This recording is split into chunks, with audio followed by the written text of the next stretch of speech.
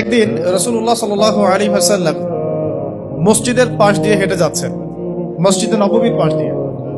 তখন সাহাবায়ে কেরাম রাদিয়াল্লাহু আনহুম আজমাইন তারা মসজিদের মধ্যে বসে একটা বিষয় নিয়ে কথোপকথন করছিলেন। তো নবী সাল্লাল্লাহু আলাইহি ওয়াসাল্লাম জিজ্ঞাসা করলেন যে তোমরা কি নিয়ে কথা বলছো, তোমরা কি নিয়ে কথোপকথন করছো?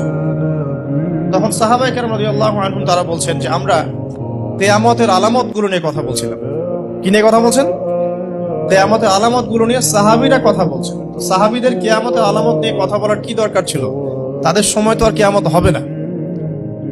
দরকার ছিল কি?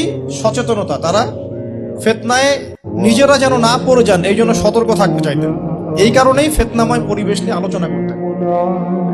তো নবী সাল্লাল্লাহু আলাইহি ওয়াসাল্লাম তখন বললেন, দেখো, যতদিন পর্যন্ত 10টা আলামত প্রকাশ হচ্ছে না ততদিন পর্যন্ত কিয়ামত হবে না। কয়টা আলামত? 10টা। নবী সাল্লাল্লাহু আলাইহি ওয়াসাল্লাম প্রথমে বললেন 2 নাম্বার হচ্ছে ইয়াজুজ এবং মাজুজ। এর আদম সন্তান পৃথিবীতে বের হবে এবং পুরো পৃথিবীটা ম্যাসাকার করে ছেড়ে দিবে। আর মাসিহুদ দাজ্জাল সেও বের হবে শেষ জামানায়, যে ইহুদিদেরকে নিয়ে পুরো বিশ্ব শাসন করবে। বিশ্বের প্রতিটা ডিপার্টমেন্ট সে রুল করবে এবং দাজ্জালের চেয়ে ভয়ঙ্কর কোনো ফিতনা এই পৃথিবীতে আসে নাই, আসবেও না। প্রত্যেক নবী তার কওমকে দাজ্জাল সম্পর্কে সতর্ক করেছিলেন, এমনকি নূহ আলাইহিস সালাম পর্যন্ত তার উম্মতকে দাজ্জালের ফিতনা সম্পর্কে সতর্ক করেছিলেন।